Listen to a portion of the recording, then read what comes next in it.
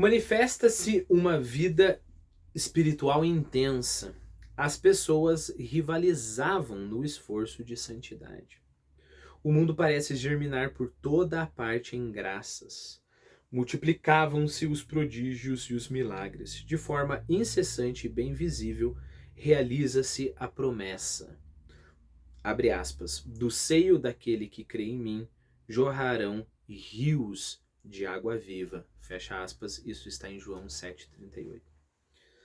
E como a expectativa apocalíptica que jaz no coração de Israel se mistura secretamente com estas imagens, os discípulos perguntam-se se porventura o retorno glorioso do Messias não estará muito próximo e se ele não voltará a aparecer sobre as nuvens do céu numa manifestação assombrosa.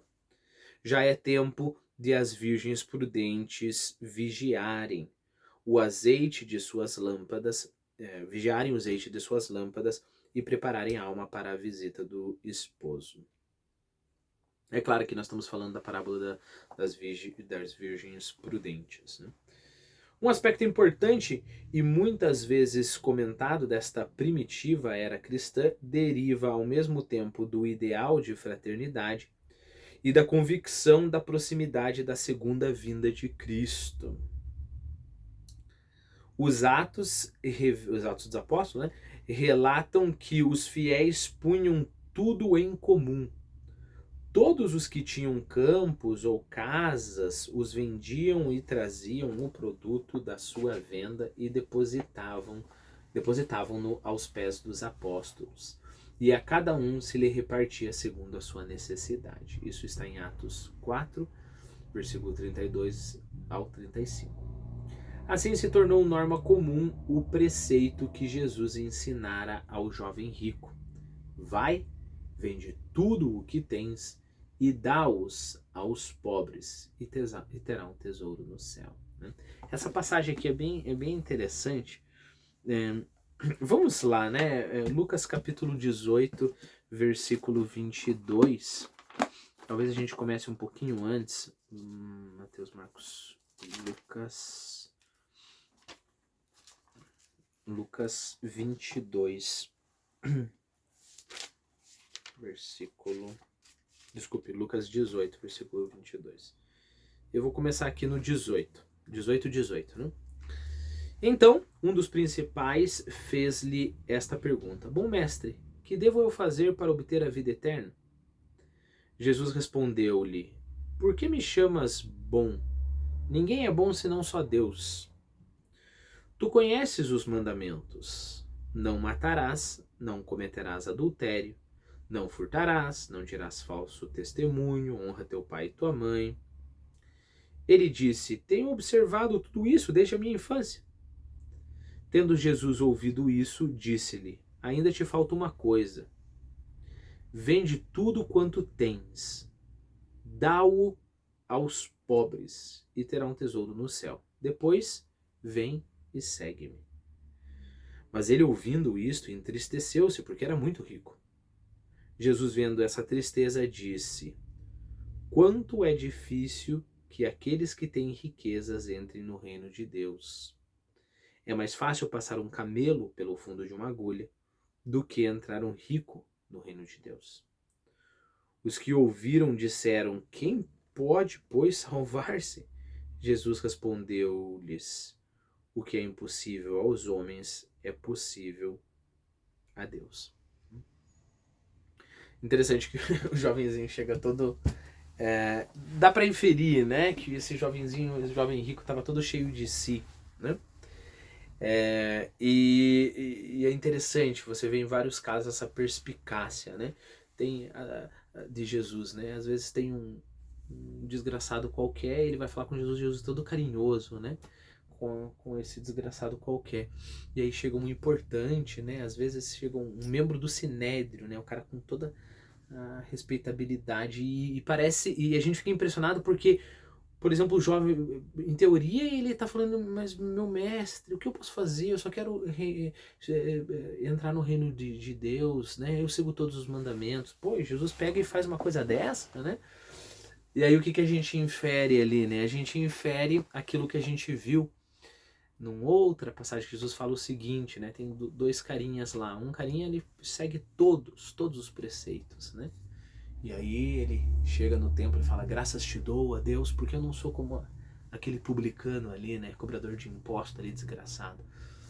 E o publicano só abaixava a cabeça e batia no próprio peito e falava: tem misericórdia de mim, Deus, né? Então é isso que está em jogo aqui, né? É claro que Jesus não está dizendo que quem não vender tudo que tem não vai herdar o reino dos céus, né? Mas, digamos assim, ele está dando o que ele merece, né? Então, eu consigo imaginar a cena, né? O jovem cheio de si, rico, bem-sucedido, que cumpre todos os mandamentos, chega lá e fala: olha, você vai ver, Jesus vai me elogiar, né? Olha, Jesus, eu cumpro todos os mandamentos. E Jesus fala: nossa, que bom, você vai pro reino dos céus. E ele sairia, né? Queixo erguido, peito estufado.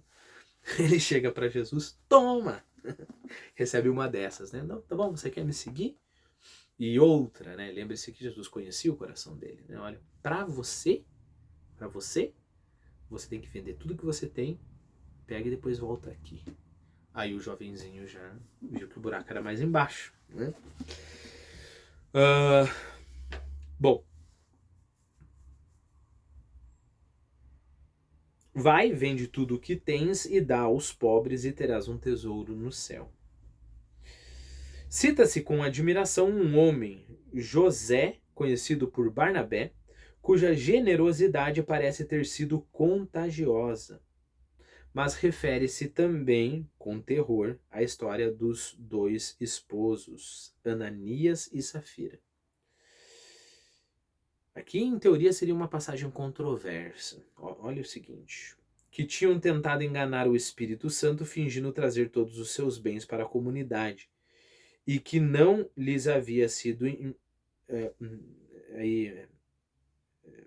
deixa eu voltar, né? Eles tinham tentado enganar o Espírito Santo, fingindo trazer todos os seus bens para a comunidade, enquanto escondiam uma parte.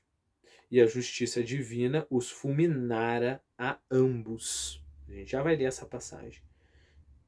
E aí você fica: como assim? Os caras venderam a casa deles e aí tentaram trazer. Então, se não desse tudo, que tipo de despotismo é isso? Eu omiti um aposto aqui do escritor, né? De propósito. Eles tinham fingido trazer todos os seus bens para a comunidade, o que não lhes havia sido imposto. Ninguém falou que tinha que trazer e pronto, né? E a justiça os fulminara a ambos. Sem ser exigida por nenhuma lei, esta prática comunitária tinha se generalizado. Ou seja, ninguém é obrigado a trazer aqui, mas não venha querer enganar todo mundo, não venha querer mentir, não venha querer ter esse tipo de desrespeito com essa comunidade santa, né? Não venha querer ter o mesmo status de Barnabé. Barnabé efetivamente vendeu tudo que tinha e foi lá, depositou aos pés dos apóstolos e falou: não, eu quero viver pela fé. Não venha querer dizer que você quer viver pela fé sendo que você não quer. Tá bom, fala: não, isso não é para mim, né? Eu vou dar 5%, né? Vou dar uma moedinha, tá bom? Neste período, a fraternidade cristã não era uma palavra vã. Tal é o quadro que nos oferece a primitiva igreja. Século após século, estes comoventes episódios permanecerão na tradição cristã como um modelo e como uma saudade.